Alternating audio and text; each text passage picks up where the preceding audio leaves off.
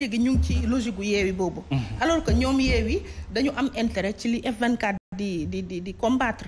apparemment man ba léegi candidature individuelle yi moom la ñu gën a prioriser ñoom ñëpp ku ci nekk nooy def ba bokk naa bokk kese mais loolu ñoom au final bu ñu demee ba ci kanam dinañ xam ne. du doon seen profit ñoom ñëpp. très bien ki muy profité mooy ki leen woo si dialogue bi di le président Macky Sall te tey jii li mu bëggoon dafa mel ni réussir na ko ndax tojante bopp door na ci seen digg. ci seen i biir ñoom ñi nga xam ne ñooy opposition bi. alors que tey la ñu waroon gën a joxante loxo. bokk li ñu bëgg bokk li ñuy xeex ba ci kanam ba am li ñu bëgg doog a xalaat candidature mais ñoom tey jii dañoo mettre la charrue avant les bœufs. ñoom ñëpp ku ci nekk wàllu candidature ngay wax te alors que candidature yooyu ci volonté kenn nit kese la dépendre muy le président. justement ci la ñu war a dugg sax ak Cheikh Omar. après Karim Wade Khalifa Ababacar Sall Ousmane Sonko entre guillemets écarté pour la présidentielle de 2024 donc dafa mel ni Sénégal n'est pas candidat qui veut. Ah, mais bu fekkee Sénégal n'est pas candidat qui veut, on n'aura pas droit à des élections, mais à une sélection. J'ai entendu dire Khalifa Sall mu wax di Macky dafa aay effectivement aay na parce que aujourd'hui il a donné un os à ronger. aay na parce que aujourd'hui moment bi opposition bi nekkoon ci benn dynamique Yewwi Askan Wi nekk une machine de guerre. Moi je rappelle que même intercoalition bi PDS bu demee moom kese du am Yewwi bu demee kese du am parce que dañuy dispersé wu mais ñu dajale ku diggi dajale li mu dajale ba am ko sama xarit bi toog ne ñu ngi doog a témboo ci histoire politique Sénégal mais Macky dafay manœuvrer pour que loolu bañ a am mu kase dynamique boobu donc aujourd'hui il a réussi son coup ci côté boobu beneen bi man je crois que wolof laay laax nag bu jëm seeraas dafa am nag yoo xam ne Macky da leen tër ba pare ñàdd leen ba pare yeew leen bañ dëgër ñàdd rendi woon na leen ba la passé bokkuñu kan la Karim Wade Karim liñ ko teguñu ko kenn on l'a mis 3 ans en prison seppi ko ci 25 personnes jël nañ ko guddi génnee ko fi extraire ko génnee ko réew mi mënul ñëw ci dëkk bi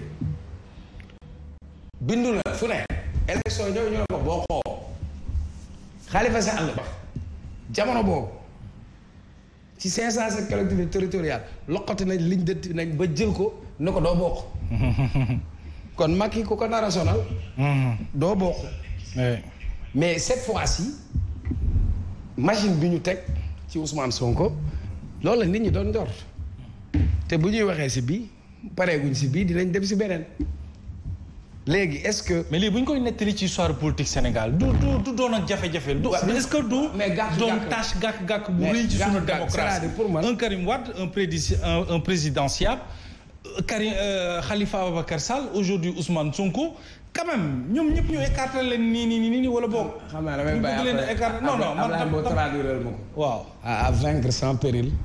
un triomphe sans gloire.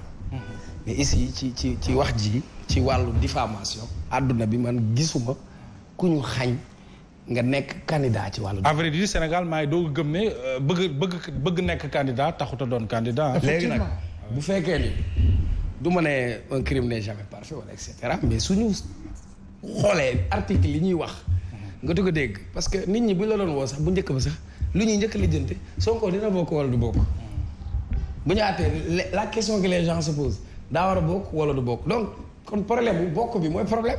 wala éligibilité mais man ci li ma gis. gisuma lu ko teree bokk. parce que bu fekkee waa régie bi mën nañ ma génneel article yi ma leen joxoon dafa am lu ñuy wax article 29 L29 du code électoral ak article bi nga xam ni mooy article L30 du code électoral. mooy seetlu dafa ne doit pas être inscrit sur les listes électorales les individus condamnés pour crime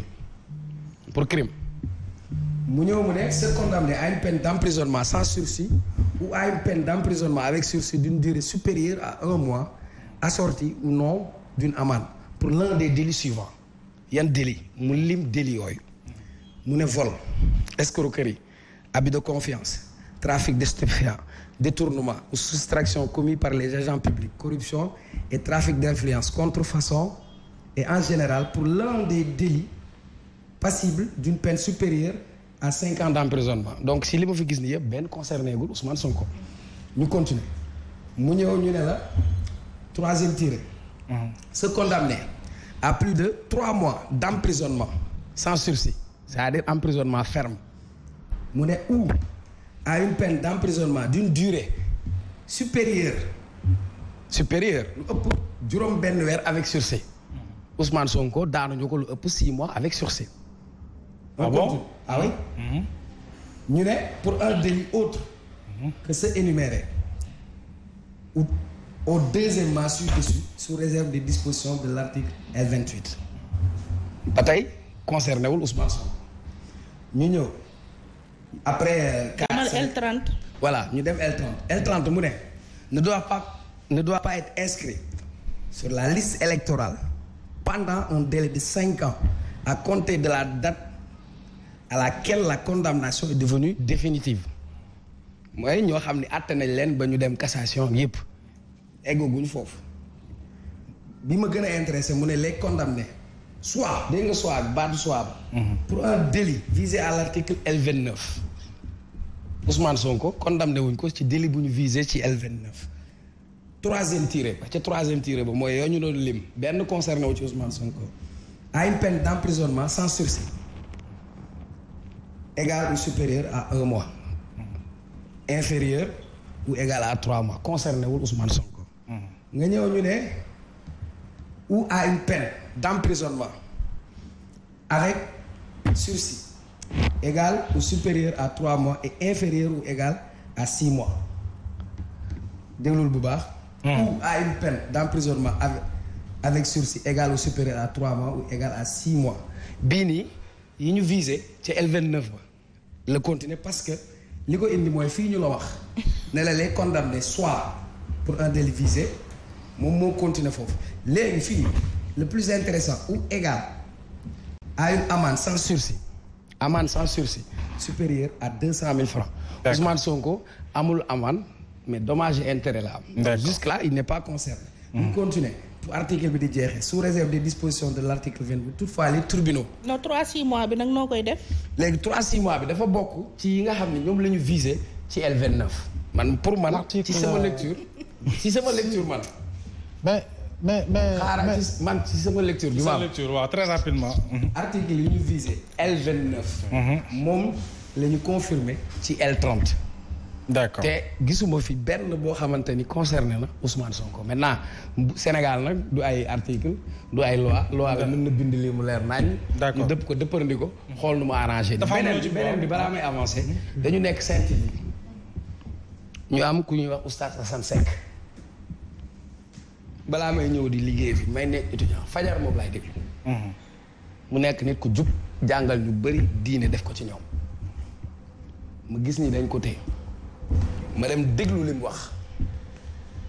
wax dafa ne Ousmane Sonko bu ñu ko téewee loolu mën na taal réew mi ça tout le monde le dit mais mieux encore invité nañ fi fii Sen TV président association des maires du Sénégal mu ne ku tere Macky Sall pour mu nekk candidat loolu mën na taal réew mi te kenn woowu ko moom. le pays sera à feu et à sang. oui mu ne dëkk bi dina nekk ci deret ak tàq te pourtant kenn woowu ko. si les gens pensent que dañu fi nekk pour que dañu xool boo waxee sa xalaat bu xalaat bi arrangé nguur gi dara du la ci fekk moi je tenais à manifester toute ma solidarité. à Oustaz Assane Seck au nom du groupe des médias mais en tant que au-delà même de collègue su ma xewlee su ma ko woowee day jóge ba ñàgg Tivaouane Peulh ñëw fekk si ma Pikine. maintenant xam naa nit ku gëm yàlla la yàlla bu fekkee ngëm yàlla moo jiitu ci yow loolu la doomu aadama mën a tegoo rek di nga ko attan. Je pense que à l'image de Oustaz Assane et de tous les autres détenus seen place nekkul prison. Bien sûr. te defe naa ni nag loolu mooy tax aujourd'hui que ñuy jokkoor bi li nga xam moo di wàllu justice. jëm si li nga xam ne mooy 2 poids 2 mesures bu ñu constaté par rapport à des propos tenus selon le bord où tu te situes defe naa ni foofu la machine di entrer en branle. Maintenant li nga xam ne moo di jugement affirmatif. je vais pas plonger dans cela. parce que j'ai été surpris j'en discutais avec sama benn doyen. journaliste ce matin. En fait, stupéfaction, mais c'était quoi? Pourquoi les gens sont affirmatifs? Le lendemain, on lit tout le monde est affirmatif en se basant sur lii wala si lii, alors qu'en réalité, inéligible, alors qu'on en est à l'étape des interprétations. Interprétation boobu man si je me focalise comme ni ko Cheikh Mahamé waxee sur l'article L30 de manière explicite man si sama jàngat dama naan day bokk. mais je ne serai pas affirmatif encore une fois si li ma jàngat si L30 bi dama naan day bokk mais je ne serai pas affirmatif. Maintenant attendons de voir le jugement définitif en cassation pour xool parce que tamit en cassation on ne juge pas les personnes. Les gens l'oublient. Procédure bi la ñuy dem juger procédure bi nañ ko doxalee. te su boobaa nag xamaguñu effectivement lan moo di xew en cassation mais si article L28 L29 L30 bi en réalité c'est sujet à interprétation et les gens vont trop vite en besogne à mon avis ku si nekk am na si droit nag mais aller dans le sens d'affirmer avec véhémence defe naa ni loolu tamit war nañ ko xaw a moytu daal tuuti. parce que tamit ma chère Omar du ñu ay juriste au même titre que Ndeye Fatou pour mën a wax lii ni mais bu fekkoon ni itam droit xam nga dafa war a leer. bu fekkoon ni article yi bind nañ ko bindin gu leer boo xam ne amul calcul politique ci suuf def naa ne duñu tabbi si lii leneen li Ndeye Fatou wax na ko.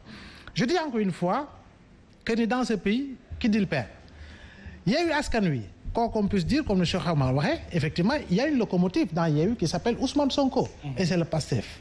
donc loolu kenn mënu ko naatable donc Yewwi aujourd'hui si les Sénégalais ou si Yewwi donne l'impression que ni yenn leaders yi ils veulent amener à la guillotine ki nga xam ne moo di Ousmane Sonko attention au scénario de 2012.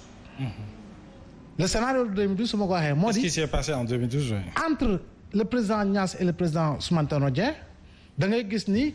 la Benno doon jaay si li nga xam ne moo di candidature consensuelle ba tàmbali seen biir ba xaajaloo am seen biir tu as vu que effectivement kañu xaarul woon effectivement moom moo ñëw. donc tey jii nii boo joxee impression boobu noonu que ni tu guillotines quelqu'un attention à la guillotine des urnes aux urnes par les Sénégalais. Attention à la guillotine aux urnes par les Sénégalais yi nga xam ne par véritablement choix lié à une frustration et à un constat fait par rapport ak li nga xam ne am na fi boo moytul ñoom ñu dévier seen vote pour quelqu'un d'autre boo xam ne amaana ñu ngi koy séntu mi ngi ci yoon bi waaye ñu ngi koy séntu rek ñu naan mirage la wala du mirage donc il faudra quand même que l'on fasse très attention. Au Sénégal n'est pas un candidat qui veut. Ouais, non moom la fa daan tabale parce que itam c'est un recul constaté et constatable que ni en 2024 ñu fay jëm on ne sait pas qui peut être candidat et qui sera candidat. Je le disais la dernière fois en 2012 en 2007 kenn mënul woon wax ni au matin de l'élection présidentielle on verra li nga xam ne moo di bulletin wu Idrissa Seck bulletin wu Abdoulaye Bathily bulletin wu Moustapha Niasse bulletin wu Ousmane Tanor Dieng bulletin wu Landing Savané bi nga xam ne à quelques mois la génn si nguuru Abdoulaye Wade pour déposer candidature am en 2012 personne mënul woon wax ni kenn du gis Idrissa Seck candidat kenn du gis Ibrahima Fall candidat kenn du gis Ousmane Tanor Dieng candidat kenn du gis et cetera Macky Sall candidat kenn du gis mais aujourd'hui ñu génn ci 2019 ñu war a ñu tamiser ba ñu am juróomi candidat ñuy dem 2024 au Sénégal à 8 mois de l'élection présidentielle mënuñoo xam kan ci candidat déclaré mooy nekk candidat officiel. C'est comme c'est un recul suñu niveau de démocratie Mohamed wartu woon toll foofu. On nous dira quoi waaye comme ni ma koy waxee il faut pas nous laisser embarquer par li nga xam moo di benn constat boo xam ne politiciens yi ñoo koy def. Aujourd'hui Seydi Mohamed. mënuñu ne tey jii nii bu ñu ne candidat ñu ubbi ko on aura 100 candidatures. tey jii nii dama ne on a une alternative partant de la caution et de son montant. Alternative la. Oui. En attendant ñuy xool effectivement si diggante bi ndax on peut améliorer de manière véritablement drastique. Et de manière exhaustive li nga xam ne moom la ñu tëggee jamono ji li nga xam moo jëm si loi parrainage bi. parce que itam damay jàpp ni nag effectivement on doit éviter ay candidatures plurielles mais bu ñu fàtte ni élection bi taxoon ñu ne on avait plus de 300 listes mais c'est combien de listes la ñu gis ni mais nguur gi financé na leen. wala si combien de listes la ñu gis nii ñu bokk si nguur gi ñoom dem dem déposer seen ay listes. donc il faut quand même que ñu mën ko waxante mu leer. parce que gis nga liy dox nii dans 10 ans ñi koy doxal mën na leen dab. D'accord. Autrement. Tout à fait. mën na leen dox autrement avec un autre régime avec une autre personnalité à la tête de ce pays-là te malheureusement on aura l'impression d'avoir fait des pas en avant mais. En réalité pas en arrière mooy ëpp fop te loolu defe naa nag ñun démocratie bu ñu bëgg. mooy démocratie bi nga xam ne dafay wéy di avancer te saa su ne ñuy gis ay changements notoires surtout en termes de réforme yi nga xam ne dafay laal le processus électoral war nañu am benn processus électoral bu ñoŋ boo xam ne Mohamed. d'ici 15 ans d'ici 20 ans kenn du ko laal. très bien kenn du si werante kenn du si andi ay soppeeku parce qu'en réalité ni ñu koy tëggee dafay correspondre à l'aspiration de l'intérêt général. alors sëñ Saliou su candidat ñuy écarté dafa mel ni jàng ñu ci sunu ay erreur parce que ñi ñu bëgg a tey woo ci table négociation yi mooy ñu négocier seen entre guillemets seen éligibilité aujourd'hui ñu ngi bëgg a écarté keneen alors naka la nit ñi di mën a gisee taxawaay ci wàllu démocratie ci bu ñu gisee ne am na ay candidats yu nga xam ne vraiment am nañu chance bépp ngir mën a gagner ay élections ñu leen di écarter comme ça.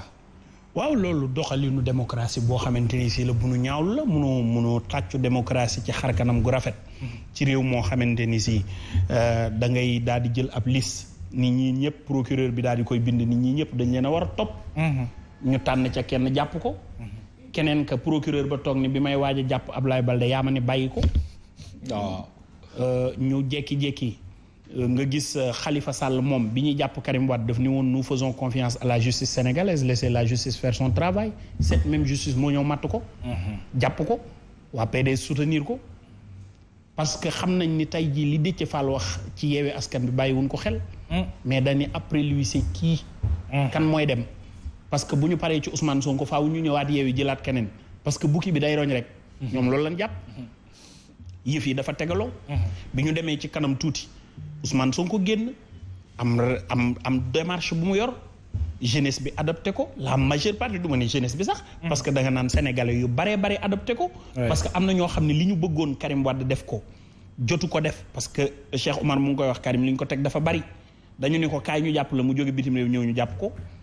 tëj ko kaso mu def 2 ati kaso ak juróom benn weer ñu génne ko réew mi bloqué ko ci réew ma mu nekk mënta dugg si ci biir réew mi bàyyam mënu ko gis di mag te doonoon fi njiitu réew su ko soxlaa day dem gisi ji ko ñi mu bokkal parti noonu la ñuy def